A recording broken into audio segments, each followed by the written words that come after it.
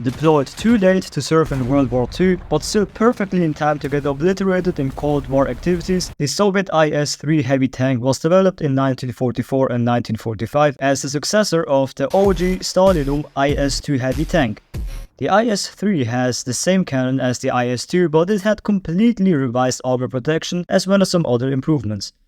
If these improvements actually led the IS-3 to dominate the battlefield is another question which we will answer in the combat history part of this video.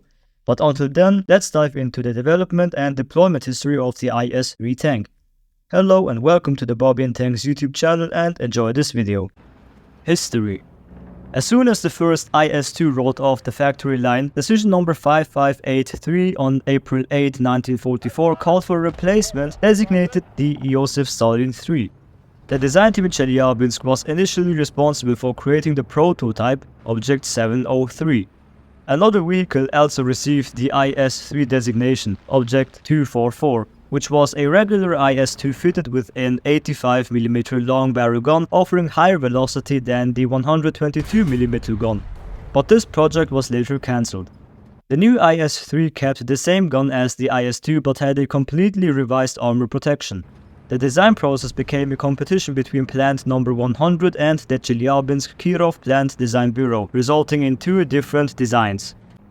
Plant Number 100 decided to stick closely to the IS-2's standard design but added two highly inclined armor plates at the front, forming a pike nose design, which gave the tank its nickname Pike Shulka by the crews. They also included a triangular roof inclined at 7 degrees and an escape hatch above the driver. Meanwhile, the Chelyabinsk design team drew from an experimental design like the Object 244, 245 and 248 to create a simpler, more hemispherical turret. This turret was lower and had significant slopes at all angles. Both designs did away with the whole machine gun, which freed up space inside and improved the frontal armor layout. Prototypes and testing. The first prototype of the IS-3 began testing on October 28, 1944 at the Kalmatskom Proving Grounds. However, it quickly showed serious flaws that required modifications. Testing resumed in November with a 1000 km or 620 miles trial, but again significant issues with the transmission and engine cropped up. The second prototype swapped out its B11 diesel engine for a B2IS.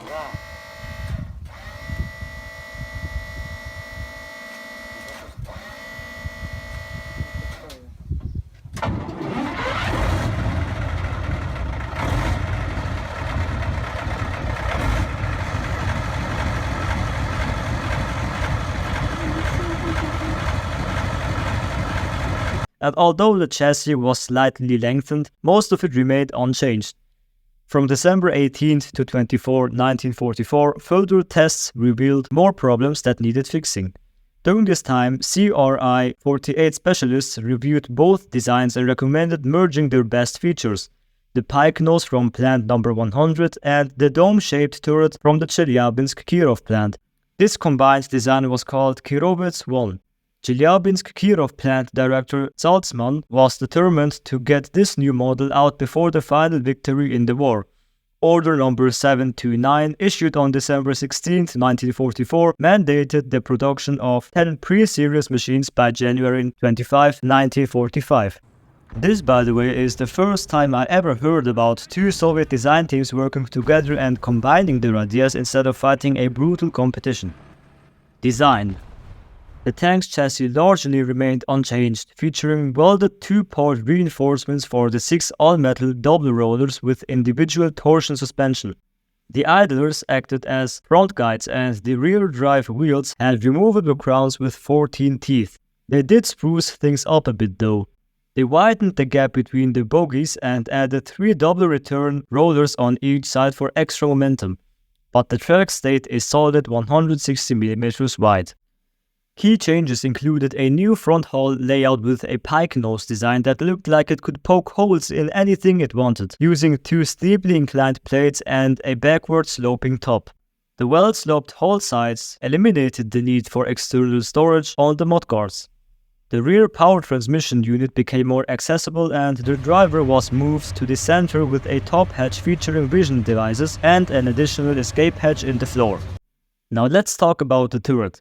It was rounder than a beach ball and wider than the tank itself, with this tumble home shape that made it look like it could roll right off. It had a single-piece gun mantlet at the front and an oval two-piece hatch at the rear. The commander's cupola was replaced by a ring mount for the DSHK heavy anti-air machine gun. The turret included viewing periscopes and a TPK-1 viewing device and made it so it could spin around electrically at 12 degrees per second. 10 handling bars were added for soldier transport, although it did make the headroom a bit cramped and the gun depression a bit of a challenge. But, well, it was for a soldier's convenience. Now let's talk about the good stuff, the weapons. The main gun was a beastly 122mm D25T gun, complete with a muzzle brake and a semi-automatic breech.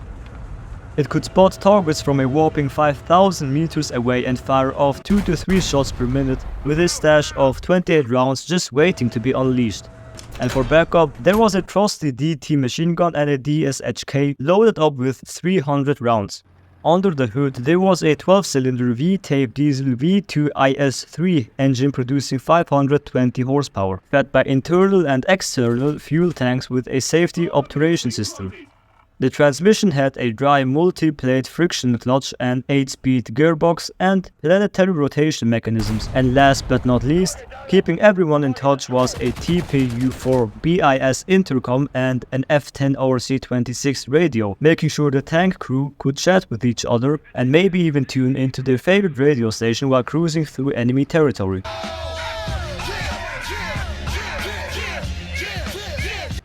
Combat history. Talking about cruising in enemy territory, let's look at where the IS-3 has actually cruised in enemy territory. Going back to World War II, people wanted the IS-3 to participate in the last few battles in Berlin, but since the IS-3 was different from its predecessors, major retooling was needed, which took a good amount of time. Therefore, only in May 1945, 3 pre-series vehicles were designated to an independent guards battalion, but their wishes were not to be fulfilled. Unfortunately or fortunately, they arrived after the surrender documents were signed. But there are rumors of them fighting an isolated uptime of Jagdpanzers after the surrender. But these rumors are left unconfirmed. Although the IS-3 participated in the victory parade in Berlin. By the time of the invasion of Manchuria in August, many more IS-3s were ready, but there is little evidence that they did participate in these battles. In response to border conflicts between the Soviet Union and China, some Soviet IS-3s were fortified as fixed pillboxes along the Soviet-Chinese border. The IS-3 also saw action in the 1956 Soviet invasion of Hungary and during the Prague Spring in 1968, rumbling through the streets as if they owned the place, and well, at that time, they kinda did. In the early 1950s, the Soviets figured that there were a few problems with the production of the IS-3, so in summer 1946, production stopped at the 2,311th vehicle. In 1948 and the 1950s, the IS-3 underwent several modernizations which included a better engine, better armor at certain places, better radio, and better sighting devices for the crew. These modernizations are known as the IS-3M, with the M typically standing for modernized. Looking at the Middle East, Egypt decided to hit the shopping cart and ordered a whopping 100 of these armored beauties from the Soviet Union. Fast forward, during the Six-Day War, Egypt rolled out their IS-3Ms. They had a regiment of IS-3M tanks stationed at Rafah, with the 7th Infantry Division and the 6th Mechanized Division's 125th Tank Brigade at Kuntilla had around 60 IS-3M tanks. During battle, Israeli infantry and paratroopers found themselves in a kinda bad situation, scratching their heads as they realized their usual anti-tank weapons such as the bazooka are about as effective against an IS-3 as throwing pebbles at a tank made out of big fat steel. Even the 90mm shells fired by Israeli M48 Patton tanks couldn't pierce the IS-3M's front armor at regular battle distances. There were several clashes between Israeli M48 Pattons and IS-3s at Rafah, resulting in the destruction of some M48s. However, good for the Israelis, during a battle between a battalion of IS-3 tanks and M48A3 tanks armed with 90mm guns, 7 IS-3 tanks were destroyed. The IS-3s faced challenges due to their low rate of fire, poor engine performance in hot climates. Keep in mind, the engine was originally designed for European combat, and basic fire control systems. However, the main problem wasn't their mobility or aging armor, but rather their low morale and inadequate training of the crews. So what was the outcome of this showdown? Well, around 73 IS-3 tanks were lost in the 1967 war, leading to most Egyptian IS-3 tanks being retired from service, as they seemed to struggle with a serious case of midlife crisis, although one regiment remained active until the 1973 October War. The Israeli Defense Forces tested a few captured IS-3M tanks, but found them unsuitable for fast desert warfare like a penguin in a sauna. Those that weren't scrapped were used as stationary defensive positions along the Jordan River, and while M48A2 tanks were better at close range, the IS-3 performed better at longer distances. Now let's quickly talk about this. How bad was the IS-3? Firstly, the tank's ergonomics were terrible. The low profile made the IS-3 hard to hit and penetrate, but also decreased the gun's depression angle and made the crew's experience more uncomfortable. Early IS-3s had numerous mechanical problems, including severe engine vibrations that often caused the engine to detach from their mountings. The IS-3's performance in the 1967 Six-Day War was about as inspiring as a wet firecracker. Despite being difficult to destroy, it accomplished very little. By this time, the IS-3 was outdated.